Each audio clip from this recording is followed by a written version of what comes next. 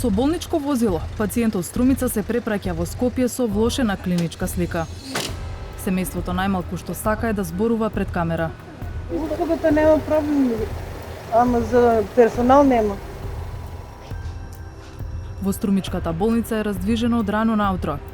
Некои чекаат прием во амбуланта за преглед. Чека се. Од тука, суспектните на COVID-19 се препраќаат на тестирање во соседниот објект.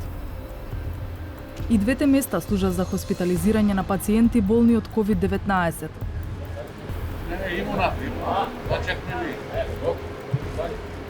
Колку што може да ни помагат, што да правиме сега, и они не се криви, и они може да постигнат, това е ново народ. Тука го сопреат мојата мајка, го сопреат у болницата и го чекаме сега тука да видим како резултатот, дали е порно, дали не е порно. Учера не сме дожели да видиме и така. Тука лежи? Лежи тука у болницата, да. Со COVID? Да. Од 8 сат чекам ја и в гужба и не може се да завршиме работа. Зашто сте дојден? Затоа сум тестиран да го земам нели резултатот и да ми кажат, вика чекајте, вика ќе излеземе вонка, вика ќе ви кажа. Струмичката болница има на располагање вкупно 44 кревети за болни од COVID-19. Во моментов исполнете 90% од капацитетот. За Скопје се препраќаат само екстремно тешките случаи.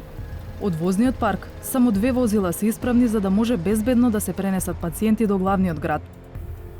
Есенскиот бран неколкукратно го зголеми бројот на активни случаи во Струмица.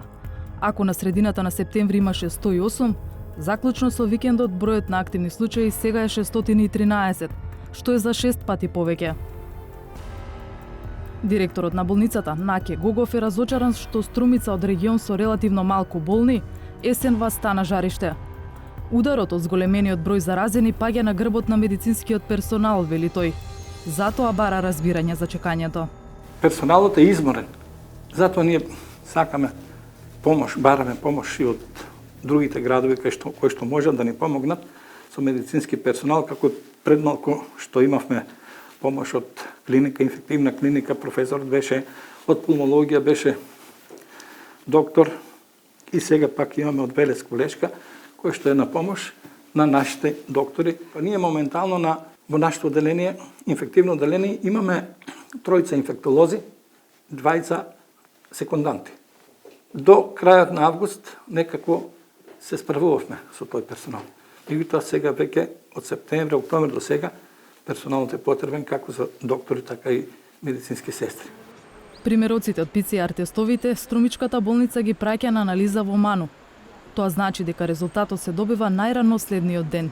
Бројот на новозаболени активно се следи и ако тој не стигне, план Б е уште еден кат од болницата да стане ковид центар. Но зградите не ги лечат луѓето. Кога би го отвориле првиот спрат од новиот крак, ќе имаме проблем со персоналот. Како доктори, така и сестри. Оти некој треба да биде со пациентите таму. Ние од другите одделенија сестри ги регрутираме во ковид центарот за да може да имаме доволно персонал за да функционират како ковид центри доле. Центри, тоа се нашите услови за работа.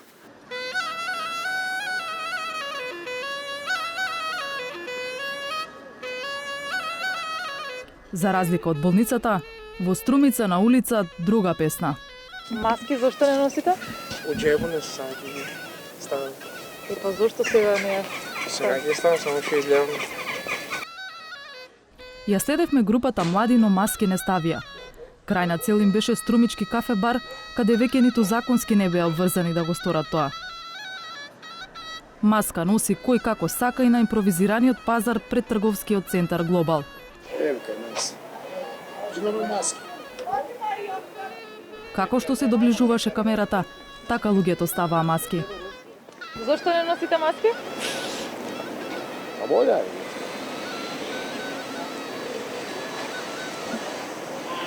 Зашто не носите маска? Во продавници, книжарници и бутици, без заштита нема влез. Се почитуваат мерките во Струмица? Па, мислам дека. До сега што гледам се Па почитува. како толку заразени има се тоа? Појма нема, тоа не може да го рече ништо. Попладнето се упативме во Штип. Со заоѓање на сонцето, градот под Исарот се празни. престанува звукот од амбулантните возила.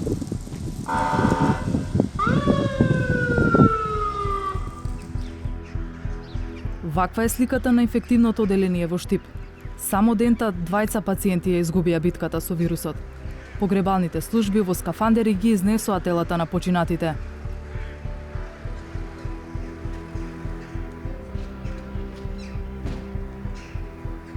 Истовремено, не престанува битката за животите на другите болни.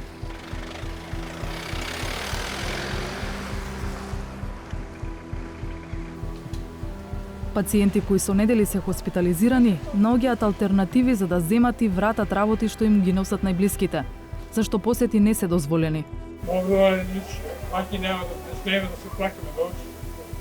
Работат човеци по 3 смени, гледам.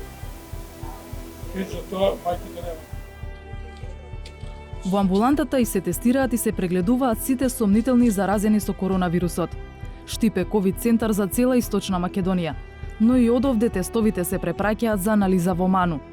Дел од пациентите доаѓаат тука за терапија и за да се утврди дали е неопходна хоспитализација или ќе продолжат да се лекуваат дома. Мора да се чека, ситуацијата е таква, многу пациенти не можат сите наеднаш да не прегледат. Сега по втор пат не сум тестирана, уште прием терапија. А кога си ве тестираа претходно? Па пред 20 дени.